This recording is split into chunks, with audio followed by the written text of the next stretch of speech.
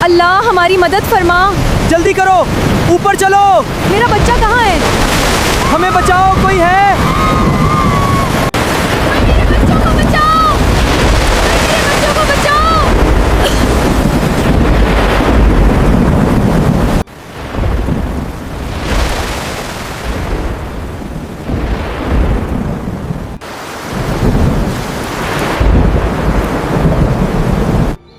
دریا کے کنارے آباد وہ چھوٹا سا گاؤں، جہاں مٹی کے کچے گھروں سے اٹھتا ہوا دھواں اور بچوں کی ہنسی بستی کی زندگی کا پتہ دیتی تھی۔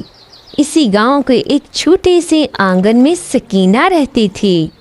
سکینہ، جس کی عمر کوئی 35 سال تھی، اپنے شوہر کی وفات کے بعد اپنے بوڑھے ماں باپ اور 2 معصوم بچوں کے ساتھ ایک پرسکون زندگی گزار رہی تھی۔ وہ کوئی امیر عورت نہیں تھی، لیکن اس کا دل بہت بڑا تھا۔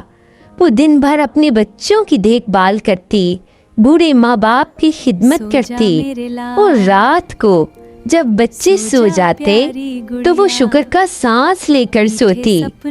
اسے معلوم نہیں تھا زندگی کی یہ پرسکون راتیں بہت جلد ایک ہولناک اندھیرے میں بدلنے والی ہیں۔ گرمیوں کی ایک تپتی ہوئی رات تھی جب اچانک بادل اتنی زور سے گرجے کہ زمین کانپ اٹھی۔ دیکھتے ہی دیکھتے موسلا دھار بارش شروع ہو گئی۔ دریا کا پانی اپنی حدیں توڑ کر بستی کی طرف بڑھنے لگا۔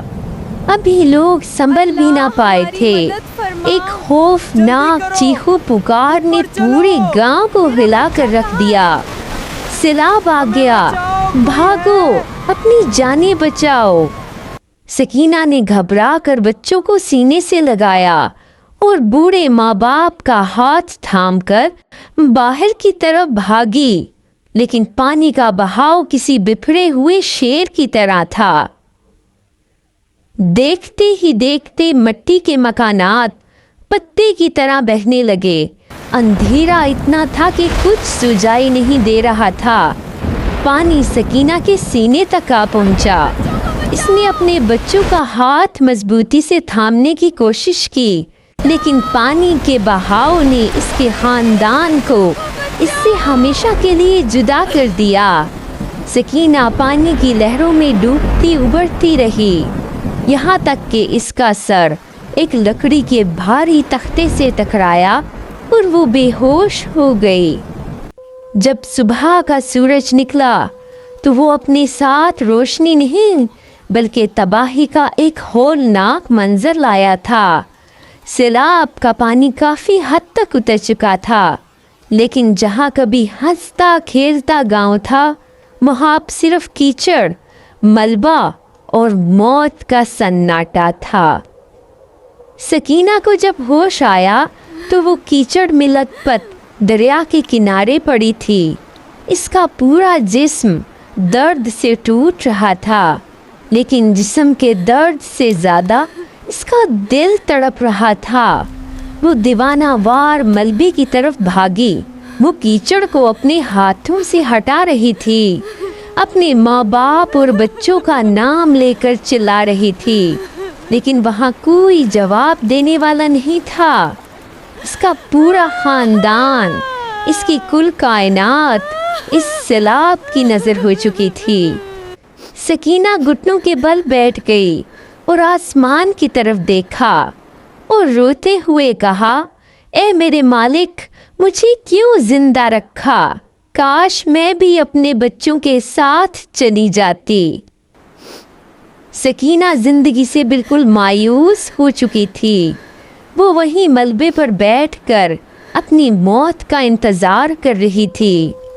اچانک خاموشی کو چیرتی ہوئی ایک آواز اس کے کانوں میں پڑی۔ وہ کسی بچے کے رونے کی آواز تھی۔ سکینہ کے کان کھڑے ہو گئے۔ اسے لگا کہ شاید ہی اس کا وہم ہے، لیکن آواز دوبارہ آئی۔ وہ آواز کا پیچھا کرتے ہوئے ایک آدھے ٹوٹے ہوئے پرانے درخت کی طرف بڑھی۔ اس درخت کی جڑوں کے پاس گیلے کپڑوں میں لپٹا ہوا चंद माह का एक मासूम बच्चा पड़ा था जो भूख और सर्दी से रो रहा था। सकीना ने कांपते हाथों से इस बच्चे को उठाया। जैसे ही इसने बच्चे को अपने सीने से लगाया, बच्चे ने रोना बंद कर दिया और अपनी नन्ही नन्ही आंखें खोलकर सकीना को देखने लगा। इस मासूम चेहरे को देखकर सकीना का ममता से भरा दिल तड़प उठा। इसने महसूस किया कि खुदा ने इसे मरने के लिए नहीं बल्कि इस मासूम की जान बचाने के लिए जिंदा रखा है। इसने बच्चे के माथे को चूमा और कहा, आज से तू मेरा बेटा है, तेरा नाम रहमान है क्योंकि तू मुझ पर मेरे रब का रहम बनकर आया है। सकीना इस बच्चे को लेकर एक नए शहर की तरफ हिजरत कर गई। वहाँ इसे कोई नहीं जानता था। एक अकेली औरत के लिए शहर में सर छुपाने की जगह ढूंढना और बच्चे को पालना एक बहुत बड़ा चैलेंज था। सकीना ने एक झोंपड़ी किराए पर ली, लोगों के घरों में काम करना शुरू किया। इसने बर्तन धोए, झाड़ू पोछा किया। वो दिन भर सख्त मेहनत करती। इसके हाथ छालों से भर जाते, लेकिन जब वो शाम को घर लौटती और रहमान की मुस्कुराहट देखती तो इसकी सारी थकन दूर हो जाती। वो अपनी भूख भूल जाती, लेकिन रहमान के लिए दूध और रोटी का इंतज़ाम ज़रूर करती। जैसे जैसे रहमान बड़ा हुआ, सकीना ने इसे स्कूल में दाखिल करवाया। वो चाहती थी कि इसका बेटा पढ़ लिख कर एक अजीम इंसान बने। रहमान भी बहुत समझदार था। वो अपनी माँ के फटे हुए कपड़े और हाथों के छाले देखता था तो इसका दिल खून के आंसू रोता था। वो अक्सर कहता था, अम्मी आप देखना, एक दिन मैं आपके सारे दुख दर्द दूर कर दूंगा। वक्त का पहिया घूमा। अब रहमान 22 साल का एक खूबसूरत और ज़हीन नौजवान बन चुका था। इसने अपनी तालीम मुकम्मल की और साथ ही एक छोटी सी दुकान में काम करना शुरू किया। इसके पास कोई बड़ी रकम नहीं थी, लेकिन इसके पास ईमानदारी, मेहनत और इसकी माँ की दुआएं थीं। रहमान ने अपनी मेहनत के बलबूते पर एक छोटा सा कारोबार शुरू किया। वो दिन को भी काम करता और रात को भी। आहिस्ता आहिस्ता इसकी ईमानदारी रंग लाने लगी। इसका कारोबार चल पड़ा और देखते ही देखते चंद सालों में रहमान ने अपने शहर में एक बहुत बड़ी फैक्ट्री कायम कर ली। अब वो गरीब रहमान नहीं था, बल्कि शहर का एक माना हुआ कामयाब बिजनेसमैन बन चुका था। इसके पास सब कुछ था, इज्जत, शोहरत, लेकिन वो अपनी पुरानी झोंपड़ी और अपनी माँ की कुर्बानियों को कभी नहीं भूला। एक दिन रहमान ने शहर के सबसे पोश इलाके में एक बहुत बड़ा आलीशान और खूबसूरत महल जैसा घर खरीदा। इस घर को इसने बिल्कुल किसी महल की तरह सजाया। इसने शहर के तमाम बड़े लोगों और अपने पुराने गरीब दोस्तों को एक बड़ी दावत पर बुलाया। जब सब मेहमान जमा हो गए तो रहमान स्टेज पर आया और इसने माइक हाथ में लिया और कहा, आज मैं आप सबको इस महल की मालकन से मिलवाना चाहता हूँ। वो नीचे उतरा, अपनी बूढ़ी माँ सकीना का हाथ पकड़ा, जिनके चेहरे पर अब झुर्रियाँ आ चुकी थीं, लेकिन आंखों में वही पुरानी ममता थी।